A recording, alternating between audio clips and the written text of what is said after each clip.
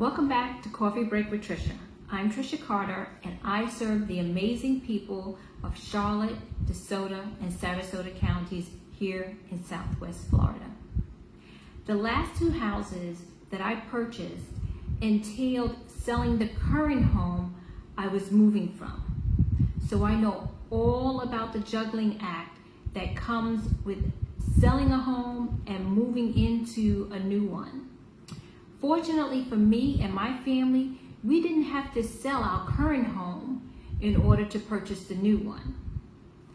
Most first-time home sellers never think about how tricky this process can be until they do it. Buying a new home while you're still residing in your current home can create a long string of dominoes. If one of the dominoes fails to tip over in the line, the whole thing falls apart. So in this episode, I'm going to walk you through it to ensure that all the pieces come together easily for you. Here are the 4 ways that you can buy and sell a home simultaneously. The first one is with a closing contingency. Most homes are sold on a contingency. In this case, you would put an offer in on a new home that obligates you to buy it only if someone buys your current home. This is a great choice for someone who has a home to sell because there's very little risk. In essence, if the buyer falls through on your current home, then you reserve the right to back out of the contract as well on the new home you're trying to purchase.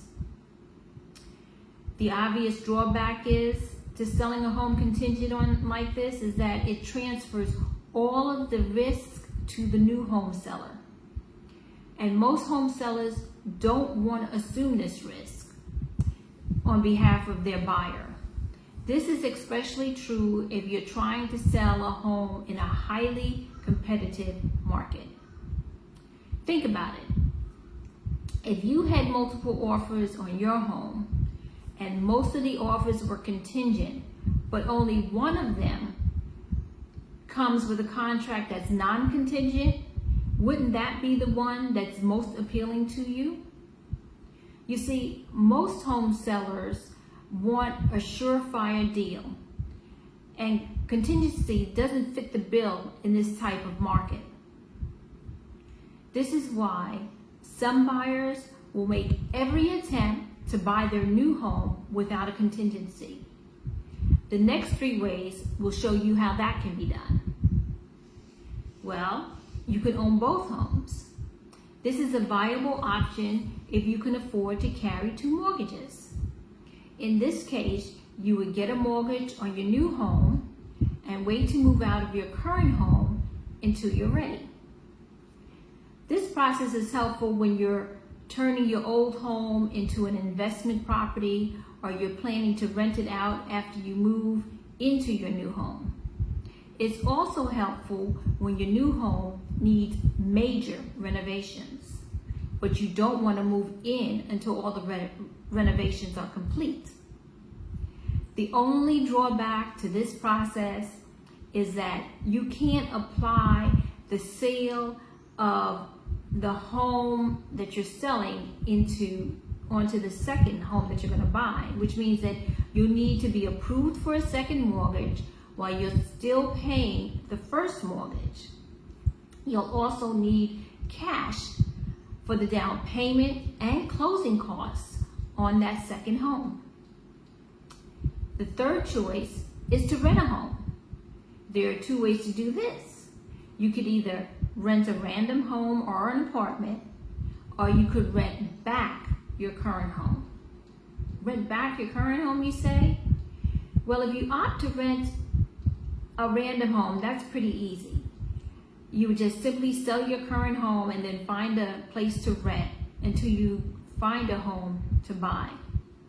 But there are some definite drawbacks. It's tiresome to move multiple times in 1 year. It's a lot of work, we all know that. And you may have heavy storage fees, or if you have a pet, boarding fees, if your house, if you have to house things temporarily, and you may be obligated to a long lease if you find your new home earlier than expected. The second option then is when you rent your own home back. This is called rent back deal.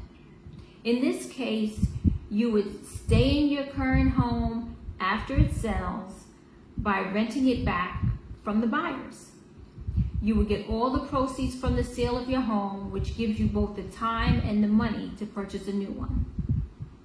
Of course, the big drawback is that it transfers the risk to the buyer, and most buyers are hesitant to take the risk of renting their home to you and prolonging their move-in date to the house.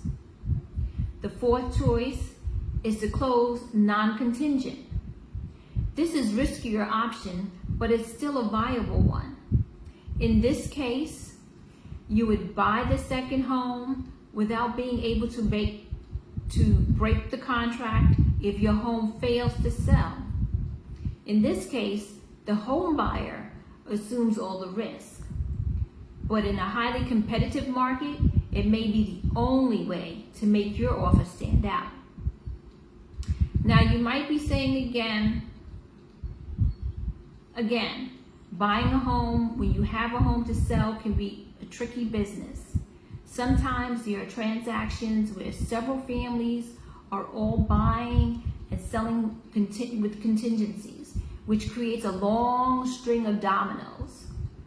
Orchestrating something like this is an art form, and you need a good real estate agent who can guide you through the process. First, I make sure to contact any and all mortgage companies involved to verify the terms of the financing. I then can better educate all parties involved on what needs to happen and when. Then I educate them about what they should and should not do. I then keep on top of the timeline, making sure that all things are moving along as they should. At this point, you may be convinced that you may need some guidance around the area of buying while selling. But you may also be thinking that you have no idea where to start. If you're thinking about making a move, I can help you through the process. Just send me a message or text me. My cell number is 302-383-9090. That's 302-383-9090. No pressure, no sales tactics, just the help and guidance that you'll need. Finally, if you're a resident or want to become a resident of the Southwest Florida area, I want to let you know that I do have a Facebook page that you can follow me on that is geared toward activities happening in and around Southwest Florida. It's Tricia Carter, Tricia Carter, Southwest Florida Real Estate. I'll put the link in the description below, or you can find me on Instagram at SWFL_real estate_. That's SWFL_real estate_. If you have any questions, feel free to leave them below. I always come back and check the videos to respond to your comments or questions that you leave in the comments section. Thank you so much for joining me today, and I'll see you in the next episode.